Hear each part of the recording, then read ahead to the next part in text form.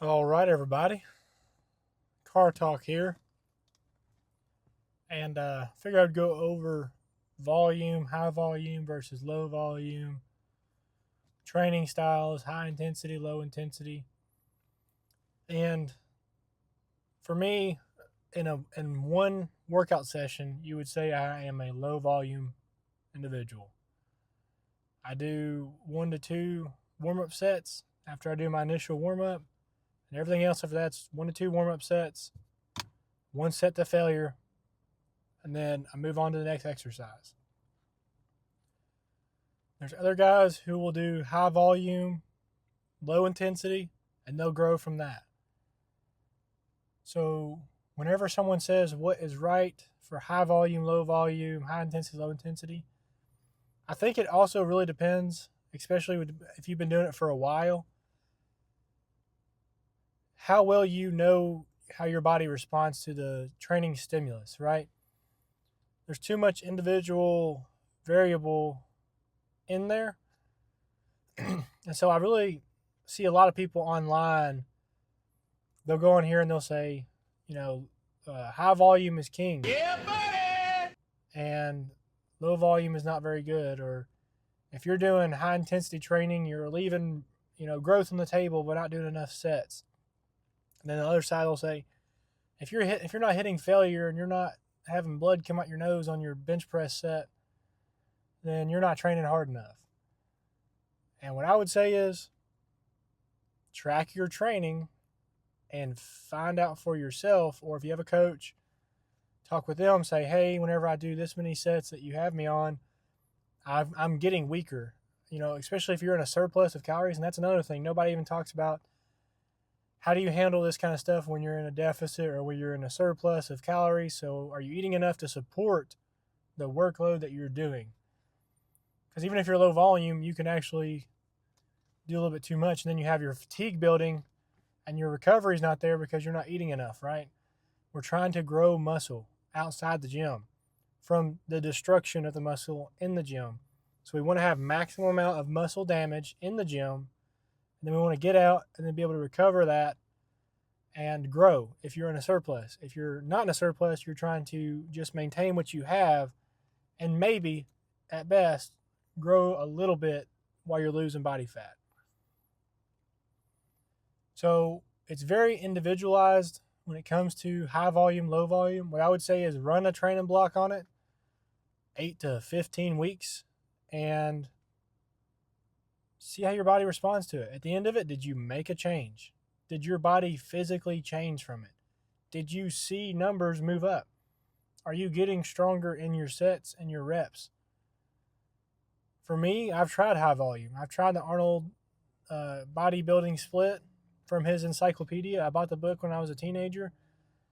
Did it for quite a while, and all it did was just make me lean out. I got real vascular, and I think my cardiovascular system was through the roof because my heart rate was always super high because I was just doing set after set with minimum rest.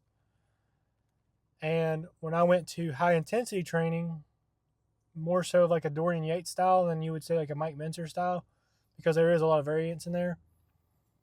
I'm doing really well. My literal physique is changing. The scale responds. The body fat will move up and down as it needs to, and I'm able to track it. So for me, as an individual, low volume in a day. Now, frequency is something else we can go into, but low volume, high intensity sets work really well for me. And so low volume for me is just when I'm talking about the actual set itself, the amount of sets. The reps, I'll go 6 reps up to sometimes 30, especially on legs. Like if I'm hitting like a Tom Platt style hack squat, I'll go up to like 30 reps with no weight as a finisher. But I'm going all out in that set. Like at the end, the technique is starting to come down. I need to really watch it. And then I have to start judging, do I make the next rep safely?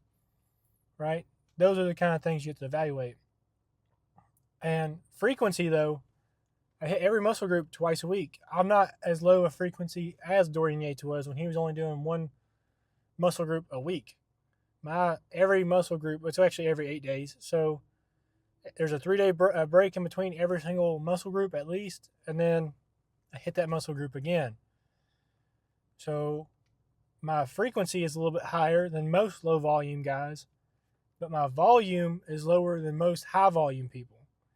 And so I have found out over time, playing with the idea of, okay, can I do more frequency? That just fries me. My body doesn't have time to recover, at least in a deficit. Okay, do I respond really well when I go high volume in a day? Not really, because my body just doesn't respond to it. Either that or my strength will decrease rapidly. And so it's very individual. That's why I don't like the idea when I see people on YouTube talking about these types of things. They use bell curves and they say the majority of people need to do this and the majority of people need to do that. Just when it comes to statistics, understand that you could be an outlier on either end. You could be needing a lot of low volume or a lot of high volume. But because you're listening to a bell curve saying that you're, most people, you could be running yourself short instead of just literally testing it for yourself. Statistics are good to give you information, but they're not concrete and it's not for you. They didn't do a individual experiment with you to get the data that they have. So you need to really dial it in and evaluate your own training. And same thing with nutrition. Nutrition is very individual too. Some guys are going to swear by, a ton of carbs and their body will just fill up and respond to it. And there's other people where the carbs can't be that high. Maybe they need the higher fat content. Protein, for the most part, you can try to play with it. Give it a shot. See what happens if you go down to like a 0.7 per pound of 0.7 gram per pound of body weight, then go up to 1.5 gram per pound of body weight and see how your body responds. You know what I mean? Like you can find a sliding scale and then you can see where your body will respond the way that you want it to.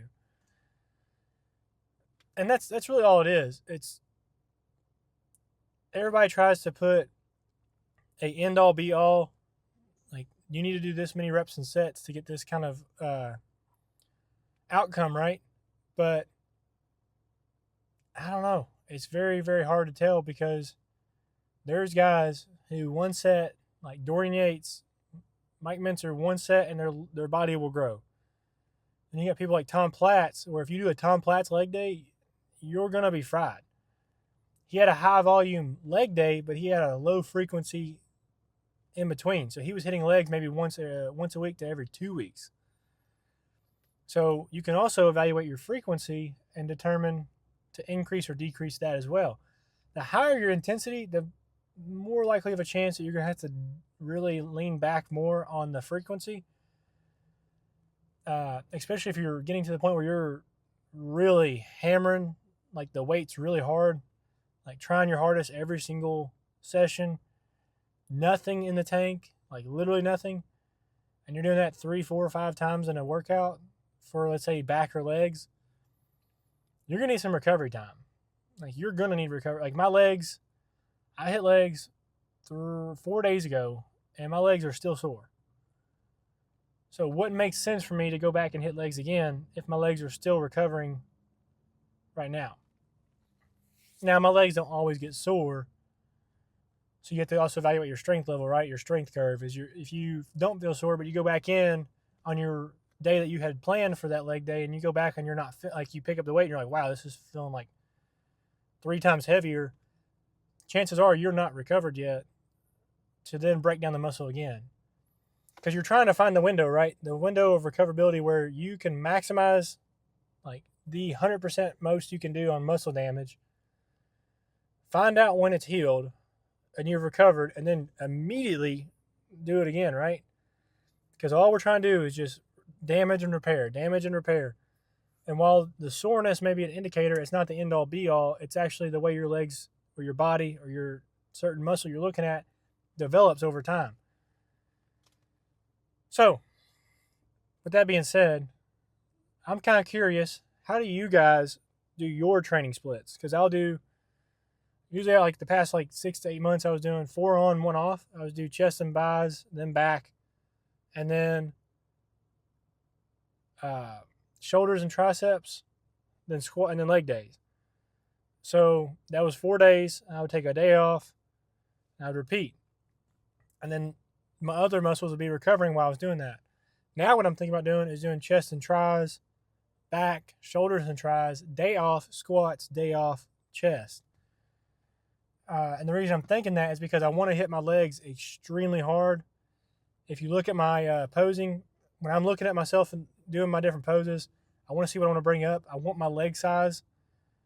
Even though my legs are okay, from what I think, they're doing pretty decent, I want them to come up even more. I want to have some tree trunks for legs. I need my calves to come up. So I want to have plenty of recovery in between the last day I worked out before squats, and then I have a recovery day after squats, and I can just hammer, like destroy the legs, and see how does the body respond, and then I'll be seeing how does the recovery transition work. Right? Is it too much time? Is it enough time? So I know I'm hitting you guys with a lot, but it's something you have to really evaluate for yourself, because you could be wasting a lot of time in the wrong direction. Like you could be doing low volume, high intensity, and you're like, man, like my body just will not grow. And then, but you love that style of training for the mental aspect of it, pushing yourself really hard. Then 3 years go by and you finally try high volume training, like dedicated, and then you're like, wow, like body responded very fast. Like I'm putting on weight, the scale's moving, I'm looking, I can see the muscle forming. I can see the separation coming in, stuff like that. So, kind of curious. Let me know how y'all do your training, and I think it'd spark a good conversation. There's no real right or wrong to this. It's really about more so how you respond to it. So, it's a quick car talk, but I think it's a really good car talk, and I think it's something that we need to dive into more as an individual. Volume in the day, volume in the week, frequency, and then also you need to figure out how your body responds with the amount of calories you're intaking. So I'll see you guys on the next one. Peace.